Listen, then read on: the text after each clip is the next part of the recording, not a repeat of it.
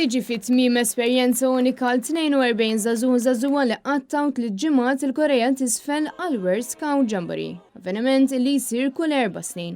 Il-kontingent Malti fl-ħarjiem intlaq allura f'pajjiżna wara dan il-vjaġġ fil-Korea.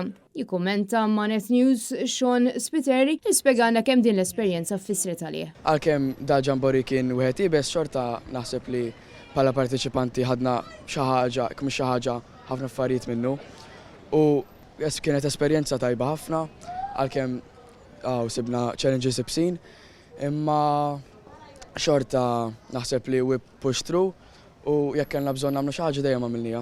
Il-kap tal-kontingenza Tim Kutunjo għalilna li l-kontingent kollu ta' 75 Malti u xi ħadem bla qatih biex din l-esperjenza tkun ta' suċċess għal dawk kollha li jipparteċipaw. Sentej u nofs qabel nibdew nippjanaw il-kontingent, l-ewwel nażlu planning team, u mbagħad nibnu l-leaders, nibdu l-patrols, nagħmlu diverti activities biex jiġu u jkunu jafu l-xulxin.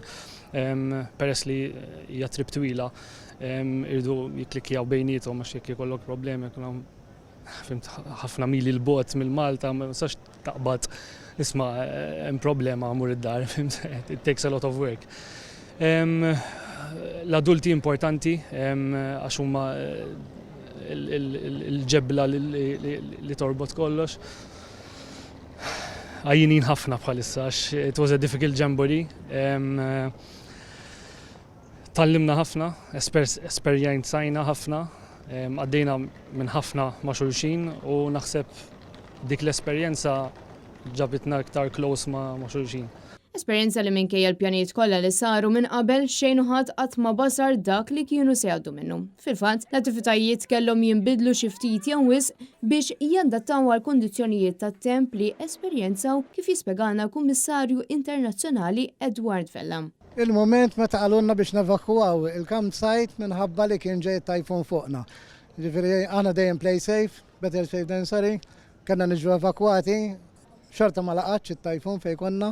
Imma din difdej aħjarek nafu li s-safety tat-tfal kienet l-priorità. Għal-25 edizzjoni tal-World Scout Jamboree attendew ma' 43,000 persuna minn 150 pajjiż minn madwar id-dinja.